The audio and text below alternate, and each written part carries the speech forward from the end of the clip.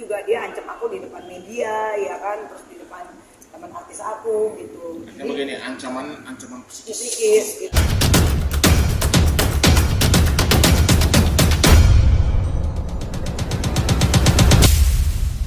Assalamualaikum warahmatullahi wabarakatuh. Waalaikumsalam teman-teman.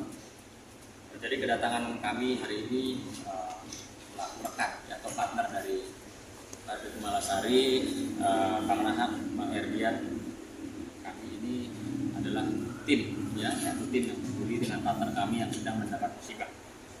Pada saat kami press conference kemarin, kami pikir musibah yang dialami oleh partner kita Barbie, yaitu kehilangan seseorang yang dia sangat sayangi, sekaligus bersamaan waktunya kehilangan dengan berlian juga yang disayangi. Namun demikian, hari ini kami mendapat petunjuk dan alat bukti tambahan yang dimana betul-betul mengagetkan kami bahwa ada pengakuan dari seseorang yang tadinya kemarin pun kita nggak sangka-sangka ada pengakuan dari seseorang yang mengakui bahwa barang atau berlian dengan beberapa jumlah berlian yang hilang dari kediamannya rekan kami Mbak Ferdi itu per hari ini jadi terang benderang dan jelas ada pada siapa. Maka kita pun juga sudah memberikan batas waktu untuk dikembalikan. Namun demikian sampai dengan jatuh tempo kita melaporkan pihak Polda Metro Jaya saat ini belum juga ada itikat baik untuk mengembalikan. Sehingga dengan sangat terpaksa kami melaporkan tidak lain dan tidak bukan adalah pasangan dari Mbak Barbie yang baru saja kemarin menikah dengan Mbak Barbie. Untuk LP-nya mungkin Bang Herdian. Jadi akhirnya pada sore hari ini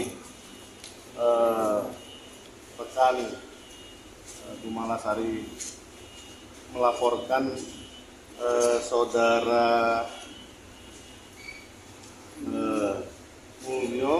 Trimulyo Bagus Saputro dengan pasal yang cukup dahsyat ini 363. Artinya ancaman hukumannya cukup tinggi karena ini termasuk kategori curat, pencurian dengan pemberatan. Nah, sehingga terus terang cukup mengagetkan karena memang hasil diskusi yang sebelumnya pasalnya ringan-ringan, polisi tidak sependapat. Sependapatnya dia pakai pasal 363. Ancaman hukuman maksimumnya 12 tahun Ngeri sedap. Mungkin Bang Agus mau nambahkan? Jadi tadi sudah jelas pasal yang disampaikan itu pasal 363 curhat. Jadi kami menyampaikan dengan jelas bahwa dugaan kami pelakunya adalah si Bagus ini adalah pasangan daripada rekan kami Dan semalam 2:30 pagi ternyata si Bagus itu ada hubungi Barbie untuk mengembalikan barang tersebut. Saya juga ada dikomunikasikan langsung. Tapi kalau sudah larut malam, saran dari kami sebagai rekan besok saja dibawa ke Senayan City untuk bertemu tim untuk diserahkan. Batas waktu jam 3 sore. Ternyata tidak dilakukan. Alat bukti tambahan tadi sore tadi itu ada WA pengakuan bahwa barang itu ada di dia. Yang kedua juga ada rekaman suara bahwa dia yang ada barang dia dan mau dia kembalikan. Artinya bahwa kami tidak lagi pakai inisial, tetapi memang yang bersangkutan menurut kami, dugaan kami bahwa dialah pelakunya. Aku untungnya nikah siri kemarin karena memang aku sudah diwanti-wanti sebelumnya. Mamaku kan dulu kan aku udah pernah nikah juga, dia udah pernah dibobol juga dulu, tapi memang aku tidak pernah melaporkan dia ke polisi. Jadi keluarga aku udah tahu semua tabiatnya dia. Jadi ketika keluarga aku kaget kemarin kan, kok mau lagi kembali lagi sama dia. Jadi memang aku diwanti-wanti sama mama untuk udah kita tes dulu gitu kan, ini anak bener nggak, bisa berubah nggak gitu. Ini tabiat. Dan kalau tabiat itu karakter. Lu bayangin kalau kita sebagai laki harus memberi hadiah berlian ke emas kepada istri pacar, ini malah curi barang. Makanya orang kayak gini ya, si Bagus, lu jangan bercanda deh sama lu, di mana pun kita cari ya, dan kami akan segera kalau bisa lihat kamu bawa ke pihak kepolisian. Ada penyesalan nggak sih Kak Berbi?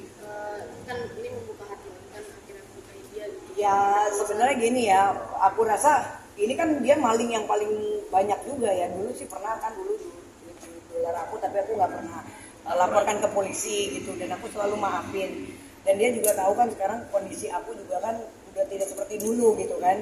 Dalam arti aku juga sekarang lagi kondisi ekonomi juga lagi susah. Seharusnya kan dia untuk membackup, tapi ini malah dia mencuri, dan itu kan jumlahnya cukup mahal, cukup fantastis gitu. Maksudnya kok niat banget gitu untuk ngebobol gitu kan, jatuhnya ngerampok banget gitu. Jadi aku ngerasa ini orang cinta tapi kok nyakitinnya parah gitu, dan ini kan sebetulnya memalukan. Nah aku rasa kenapa dia langsung diambil semuanya dari cincin berapa biji sampai anting, aku rasa dia berpikir Berbi gampang, karena kan selama ini tidak pernah dilaporkan kepada pihak yang berwajib. Jadi dan aku kan gue juga suami, mungkin di pikiran dia seperti itu ya. Tidak mungkin pernah dilaporkan ke yang berwajib. Iya. Artinya sebelum kasus yang kita laporkan ini ada kejadian. udah ada kejadian yang udah beberapa kali berlaku. Dan pelakunya? Dia juga, tapi dia nggak pernah ngaku gitu loh.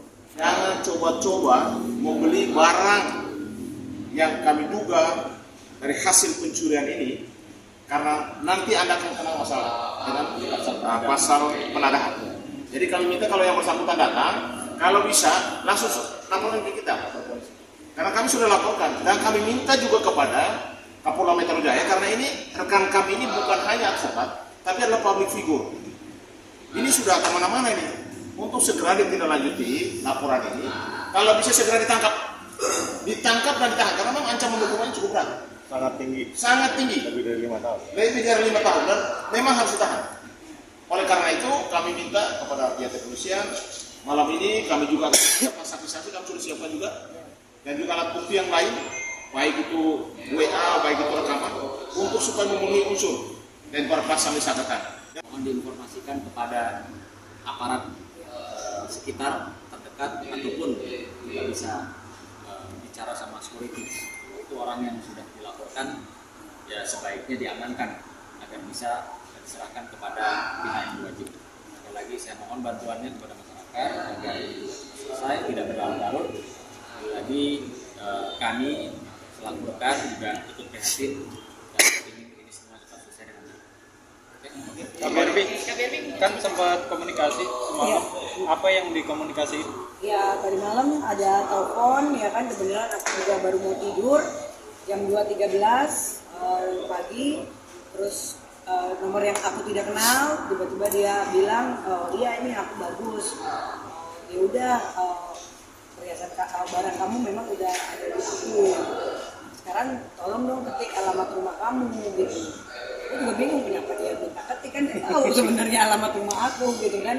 Karena dia mau nyuruh orang. Iya, dia bilang karena aku mau nyuruh orang untuk nganterin barang, tapi tolong jangan pakai Google ya, jadi alamat langsung aja.